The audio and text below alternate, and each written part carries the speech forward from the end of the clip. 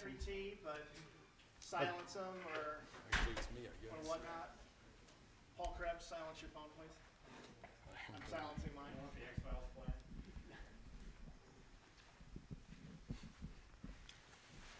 I think Paul is going to start, and you'll see the flow of that. Paul, you can start whenever you want. Don't knock the home off, please. I will not. Thanks, Frank. I want to thank everybody for coming. We've got some good news today that we want to talk about, really some exciting initiatives for the, it's hard to imagine, but 2017 football season that's coming up. But before we do that, I wanted to take a minute, really talk about the progress of the football program and some of the, not only on the field accomplishments under Coach Davies' leadership, but also a number of other initiatives that have been done, and it kind of sets the stage for what we're going to talk about here in a second. But I think many of you know these stats, but they bear repeating. The 2016 Mountain Division Championship, we had 7 games on ESPN, 3 games on Regional Sports Network Root, 1 game on CBS TV, CBS Sports. We led the nation in rushing in 2016. 16 wins over the last 2 seasons, tied for the most in any 2-year period. A record of 12 wins, 5 losses in the past 17 league games, ties with Boise and Air Force for the best in our division. 11 conference wins, the most conference wins over any 2-year period. Some of the other initiatives. In 2012, we installed a new field turf playing surface. In 2013, at that time, the largest scoreboard in the Mountain West. I don't know if it's still the largest scoreboard. I'm getting a nod that it is. New audio system in 2015. New weight room for what we can now call a student-athlete performance center for our football players in 2014. A new partnership with Levy Restaurants for our concessions. And this past fall, also introduced a public sale of beer and wine this past fall. And we opened the Chama River Brewing Company Craft Corner this past fall. So some of the accomplishments on and off the field. I apologize for reading these, but I don't have them all committed to memory. We also did a promotional giveaway for every game this past fall home season. We allowed access to the field for our fans post-game, which is the first time. We're in the process. We sent out a survey to all of our season ticket holders recently. I think we're going to send some out to our single game ticket holders as well to get their, always trying to figure out how to enhance the experience, much like Coach Davey and his staff review game film, trying to figure out how to make the team better, assess their own weaknesses and improve. We're doing the same thing in terms of how we manage and provide services for our fans. So we've had very good response today. We'll continue to seek response, trying to figure out how we can, in fact, improve the experience for our fans. And Brad Hutchins and Drew Ingraham are leading that initiative. And you've seen as you've walked into the offices right now, thanks to the Chavez's and Dreamstyle homes, we're in the process of remodeling, a much-needed remodel for these offices. But what we're really excited to talk about, and we really wanted to bring attention to a couple of initiatives we're going to roll out for this football season. Probably most significantly, we're going to reduce by 10% our season football ticket sales for next year. We think that it's critical that our fans, our community, our business community, our student body get behind our football program. And I think given the economic climate of the state and our desire to really make Lobo football not only very affordable but very fan-friendly, we're reducing our season ticket cost by 10%. There'll be the appropriate reduction in our single game ticket sales. And when we say that, I don't mean to suggest our tickets are high. I think they're some of the most reasonable in Division I football. The success we've had nationally, the exposure that Coach Davey and the success of our team has brought Lobo Athletics, we're getting a lot of national attention. And our prices are still low, but we want to make sure that there's no real reason for our fans not to attend a game. We're also going to create a parking lot that is free. We have yet to, I think, identify the specific lot, but there'll be one parking lot that will be free to our fans. We really need to challenge our community, our student body, the people of Albuquerque I think what I've tried to indicate is that Coach Davey and the program have really taken this program a long way, have built something. We're not done. We're still building. We're still growing. We're still getting better. But you can see the success we're having on the field. We've done a number of initiatives off the field to try and get to make it more comfortable, more affordable, a more fan-friendly, a better environment for our fans. And we really need our community to get behind the program. The other thing that I don't think is in your press release, and our marketing staff doesn't know this yet, but we're also going to create an initiative and a season ticket package specific for the business community to try and get greater support from the community, business community at large. So to me, that's exciting news. That's good news. If you're a Lobo football fan, all the more reason to come to games. If you've been on the fence about coming to the games, again, all the more reason to get behind and support the tremendous job that Coach Davey and his program and our student athletes have done. I think it's worth mentioning that, I don't know if it was the best or second best academic semester that our football team had last semester, the continuing engagement of our student athletes, our football student athletes in the community. So a lot of positive things happening around Lobo football, and we really want to get out in front of marketing our program for this coming fall, and coming off the momentum of an exciting bowl win, a strong recruiting class. We thought now was the time to roll this out and get people in the community talking about Lobo football as we head into spring practice coming up in the fall next season.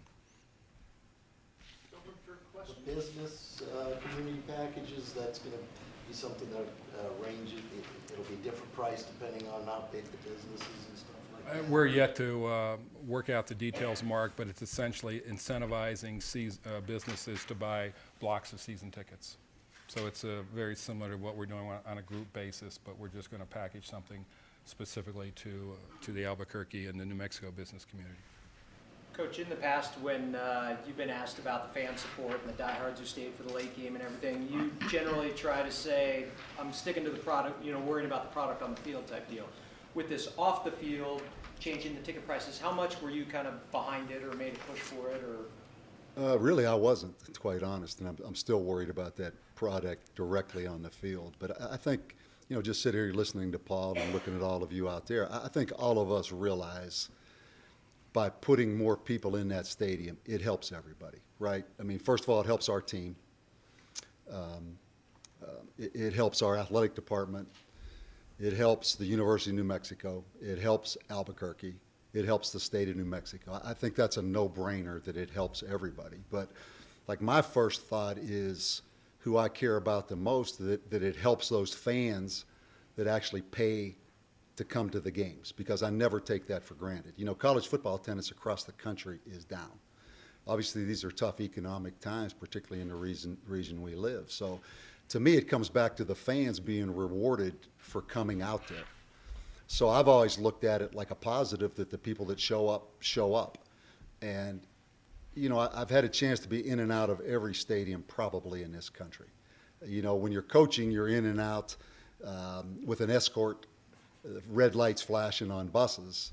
When you do it at ESPN, you don't quite have that luxury. So I've got a lot of things to compare it to, and this is a heck of a place to come watch a game. I mean, first of all, just talk about access. Try to get in and out of some of these stadiums across this country compared to getting into this stadium, how easy this is. The weather, the setting. I mean, we've got a beautiful little setting here that challenges anyone's setting. So I encourage fans to come out. I think it's a heck of a deal. I mean, the prices are ridiculously low. It's so easy to get in and out. I mean, come out and boo the coach. Just make sure it's the one on that east side of the stadium, not the one on the west side. So I think it's a heck of a deal. And I think, honestly, now's the time. Now is the time. We've built this thing up to where, we've won 7 of our last 8 games. We won 7 of our last 8 games. We're in a little bit of a transition period because a lot of those older name players that have played since they've been here have left. But quite honestly, we're going to be more talented than we've been. It's the perfect time right now.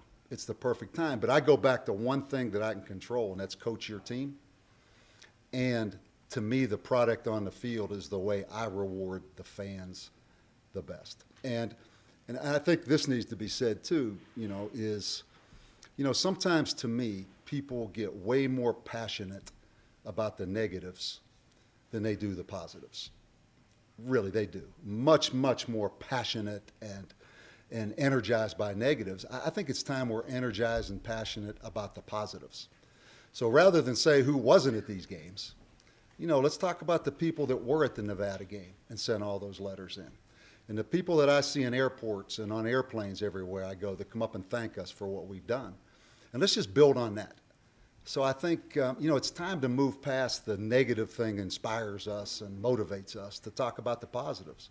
And Paul's just read out a list of a lot of positive things we have going. And now it's time. It's not going to be easy. We're in a very, very tough, competitive football conference. But we're fun to watch. We've got a product that's exciting to watch. We lead the country in explosive plays last year. We're all fighting for that entertainment dollar. But I think we can be competitive with anyone for the entertainment dollar. So I think we've got something to really sell, and now's the time to go do it. I'm excited to see it. Paul, can you talk about how you reached the decision to go to 10% as opposed to a different figure, and maybe kind of explain some of the economics behind how this works? How you be able to afford this, 10% reduction? Right. I think the economics are fairly simple, really, and the presumption we're making is that the revenue that the revenue reduction by reducing the price will be offset by what we hope will be a significant increase in season ticket sales. I don't have the numbers in front of me. I think at the end of the day, we're as Coach Davey said, it's a incredible environment.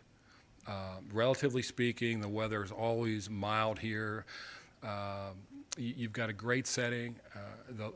Coach Davey and his staff and our players have put an exciting product out on the field that is fun to watch.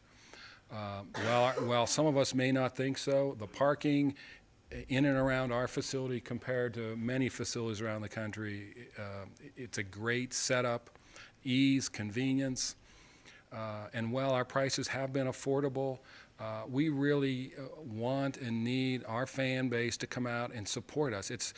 And as Coach said, it's not just the football program. Our student athletes certainly benefit with a larger crowd and a more energetic environment, but our whole department benefits with the additional income that can be generated. The national exposure that we generated this past year with all of the TV recognition, and Brad and Cinnamon made a presentation to our Board of Regents F&F committee, and we'll be repeating that presentation at the full board about the impact for the university and for our community by having all these games and all the subsequent media attention about the national exposure. So there's a lot to like about what's happening here, and I think it's important we challenge our community, our state, to really get behind this program and support our student athletes. Is this something you might consider for the other programs, basketball, volleyball, maybe baseball? Or is that a process for further down the line? I think the significant other two that would require some reflection would be the two basketball programs. The pricing on the others is really, relatively speaking, insignificant. The revenues generated are insignificant, and the per game costs are very low. But I think as we look at both basketball programs when those seasons are over, we'll do what we're doing here, which is we've surveyed fans, we've gotten feedback, and we'll make decisions about how to enhance and improve the experience based upon fan feedback.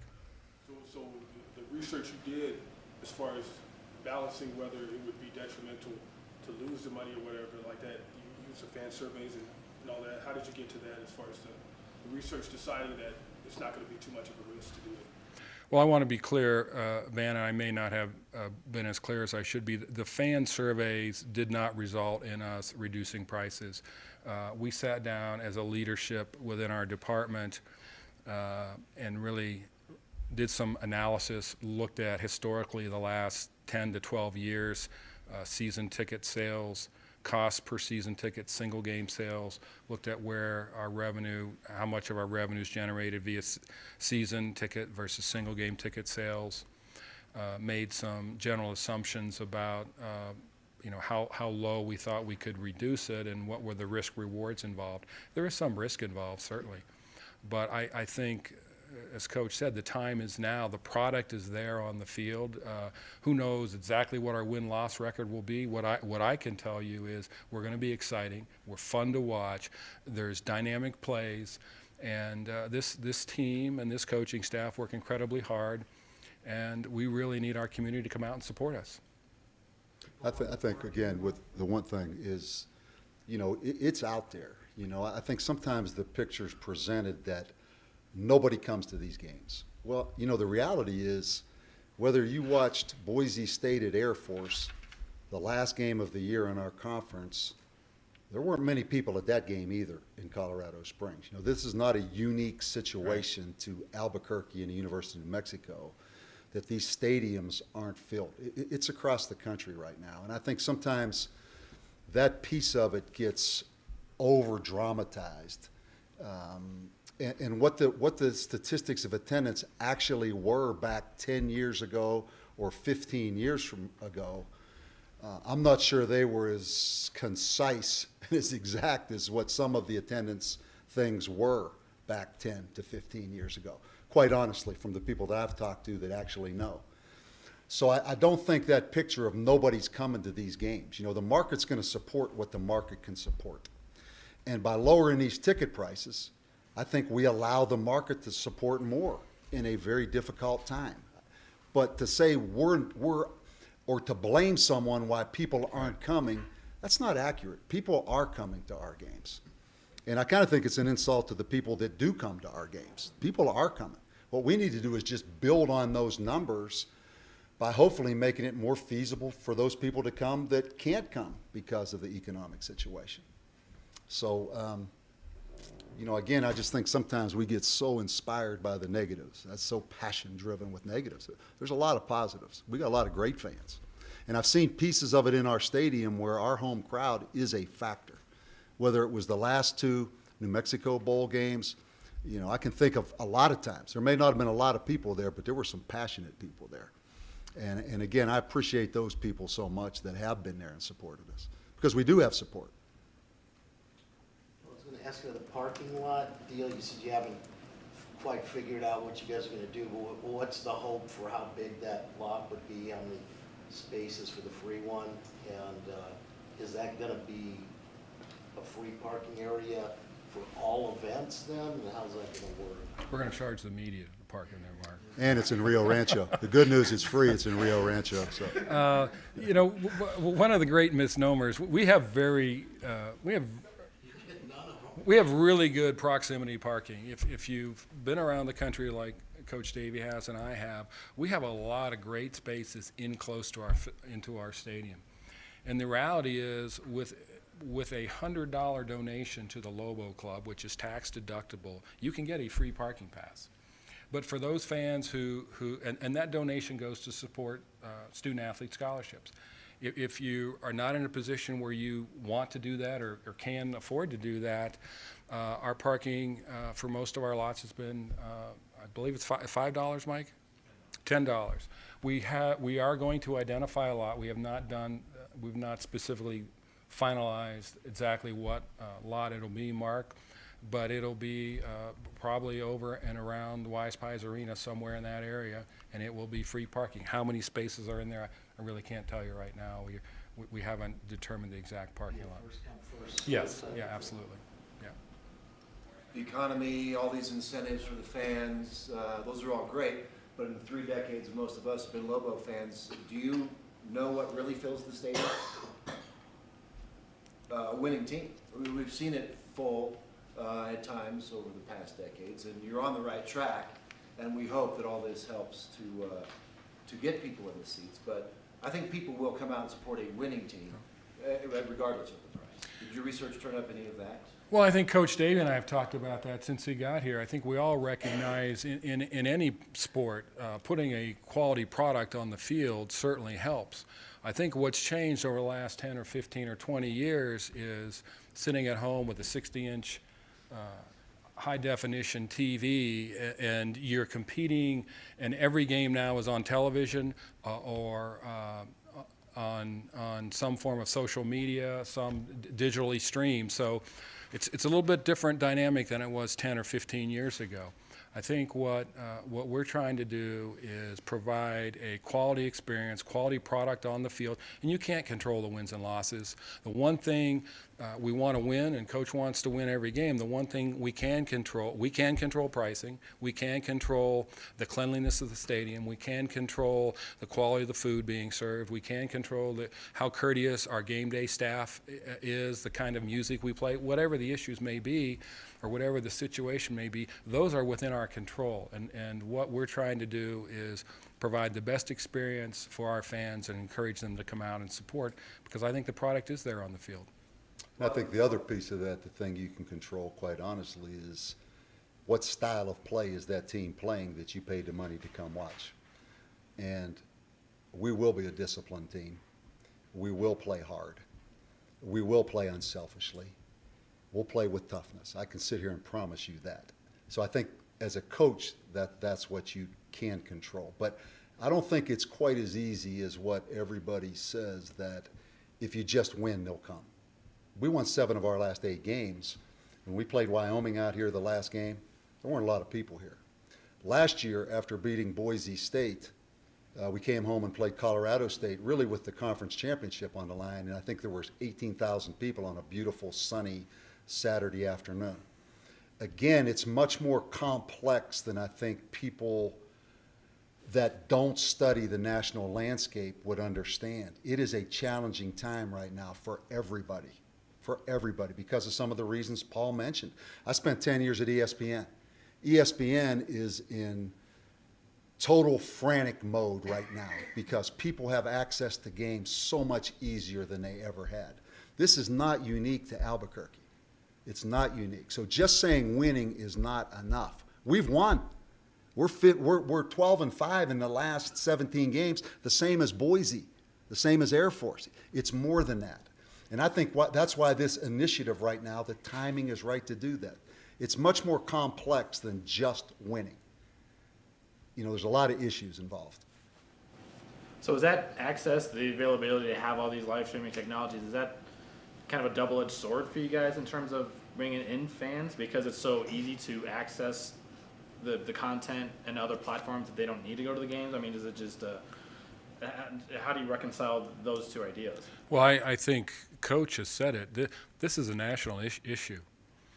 Every stadium in the country is having debates and looking at how do we increase our Wi-Fi capacity so that if fans do want to text, or they do want to watch other games, or they do want to be tweeting, whatever they're doing during the game, that you have the capacity, as an example. I mean, this is a real issue nationally. This is not about the Lobos. Attendance is down. And why is it down?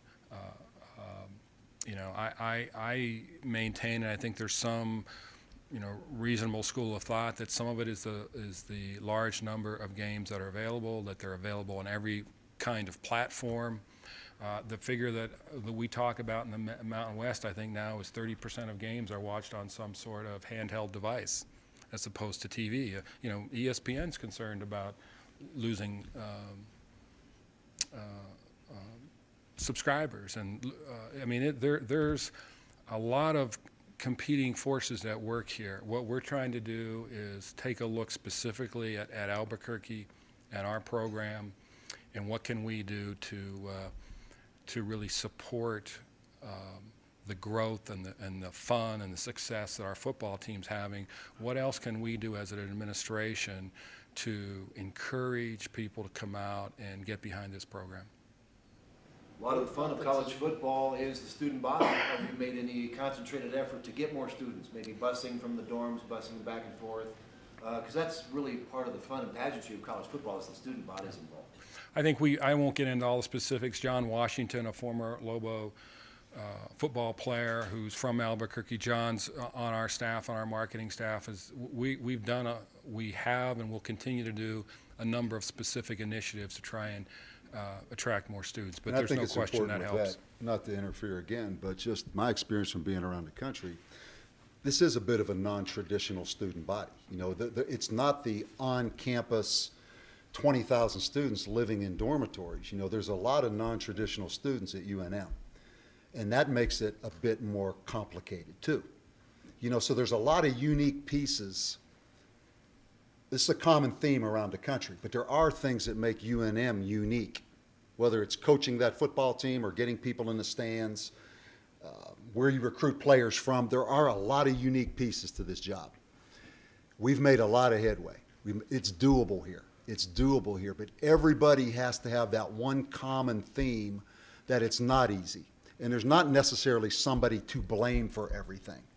Let's all come together and move it forward. You know, it's not easy. So I think that's what this whole thing is about. You know, let's not act like it's easy and someone's to blame for all these unique issues that we are dealt. Let's realize we got a lot of positive things going right now. Let's go see if we can do this and build this, because we're close. The heavy lifting's been done now. Trust me, the heavy lifting's been done.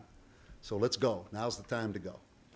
Guys, excuse me, forgive me if I don't know the details behind the TV packages, but like in the NFL, there's blackout rules that that game can't be shown in the area unless they sell out, if I'm not mistaken. Correct. Right? Is there anything that the ESPNs and CBSs are talking about and doing to prevent the telecast from being local to get people coming out? Well, our league, Mark, is like most college conferences. Your league, all the schools have given the league their media rights. And so in our league, we have a national TV package, which is split between CBS and ESPN.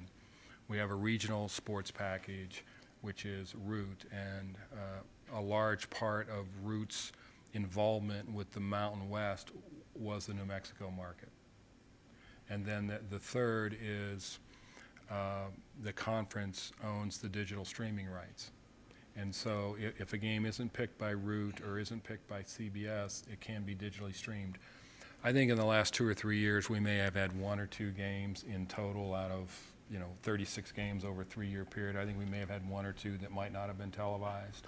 The old axiom was you wanted games on TV, you wanted to show your product, it helped sell your product. We don't have a lot of control over whether a game is actually televised by CBS or Root, or ESPN. That's up to our conference. I think that's one of the main things that, when you talk about the big picture of all the games that you can see, the main thing that I would think is that if you can see the team you're rooting for in your own living room, now you got a choice to make. I think that's, my view is that's a factor. If it's a bad weather day, can I stay home and watch? But I think Coach Davey would tell you that when we had 7 games on ESPN last year, did that keep some people away? It may have, but I guarantee you recruits knew about it. I guarantee our coaching staff made sure recruits knew about it. It brings exposure to the university. I'm anxious to see, frankly, if the university's out-of-state admissions go up, given all the number of national games that we had on TV. I think it's interesting to see whether, and we won't be able to say it was just because the Lobos were on national TV, because Cinnamon Blair and our university marketing people have a number of other initiatives underway to try and increase exposure for the university. But it helps when you're sitting in New York or Chicago or LA or Austin or wherever, and you're able to turn on the TV and, you're looking live at University Stadium and the mountains and the sunshine or a great setting, and you're watching the University of New Mexico football. And I don't think there's any question that, and this isn't slapping ourselves on the back, from a national perspective, the amount of attention and credibility that we've received and gained is, even for us, pretty exciting. When you look at the articles, and 3 of them, I think, in USA Today. Chicago Tribune did an article. We had one in Wall Street Journal, New York Times, I think. We've got kind of a unique little niche going here right now, and it's a pretty good story, almost more on a national level to me than on a local level. I mean, it seems kind of odd, and maybe I'm not exactly accurate on that, but it feels that way. It's a pretty good national story. I can tell from the speaking requests that I get,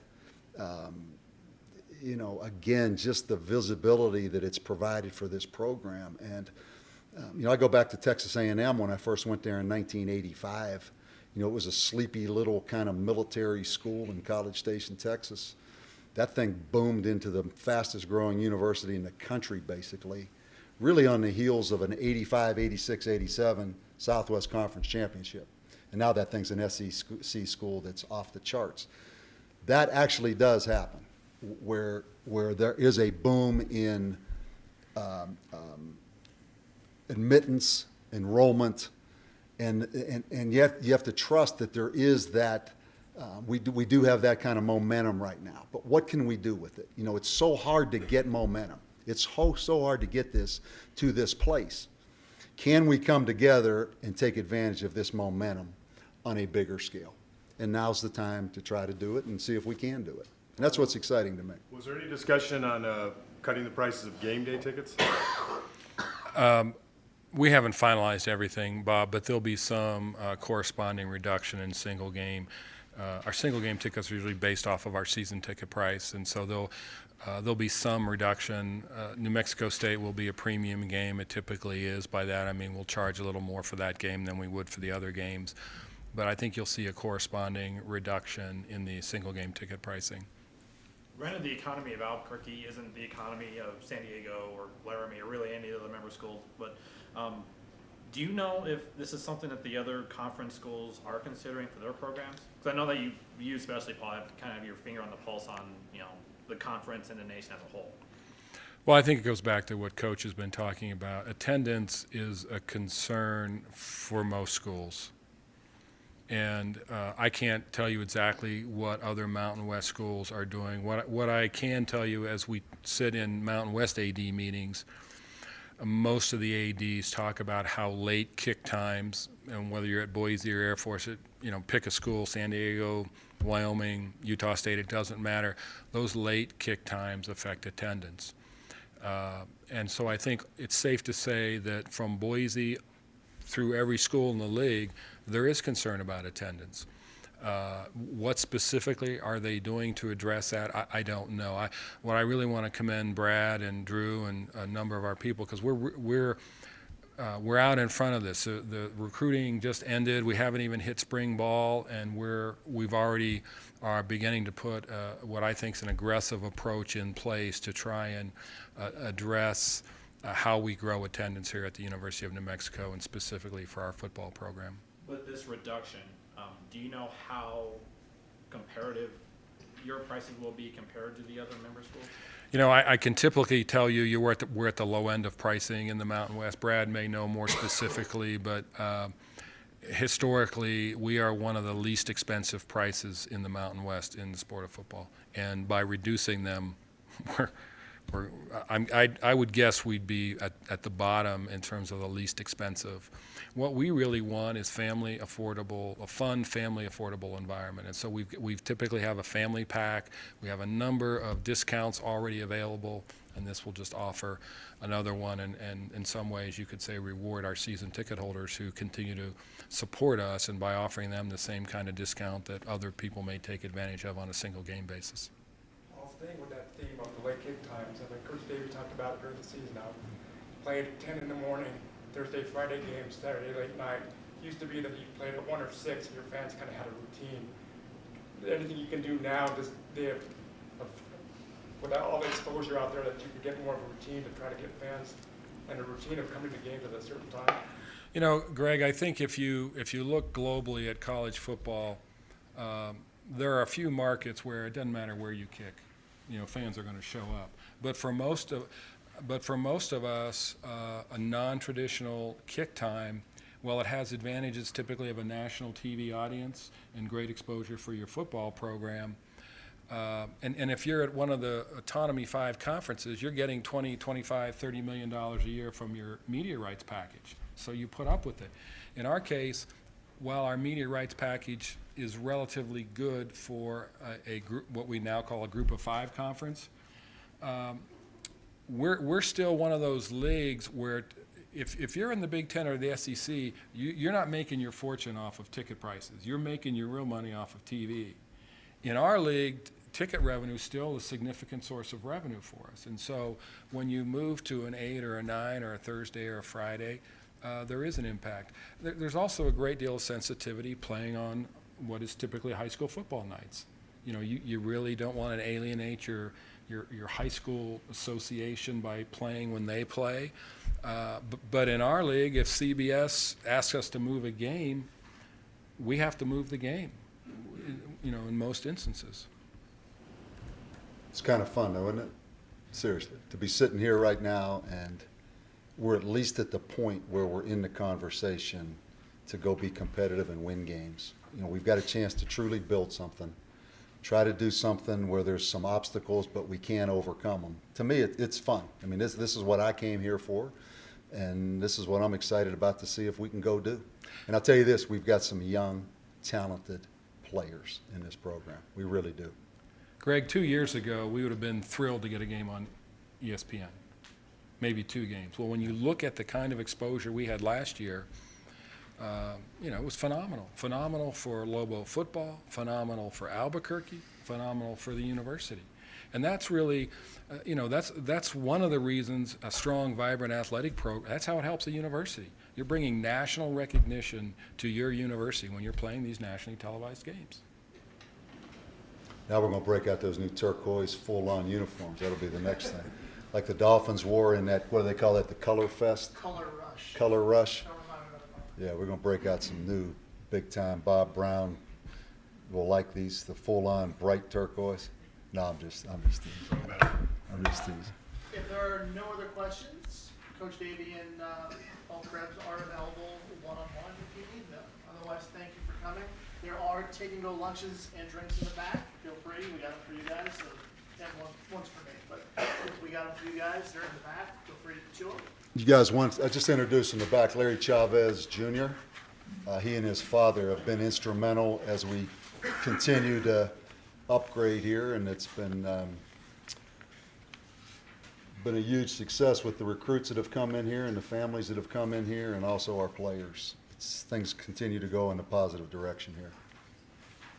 So, Perfect. Thanks for coming, everyone. you guys need me?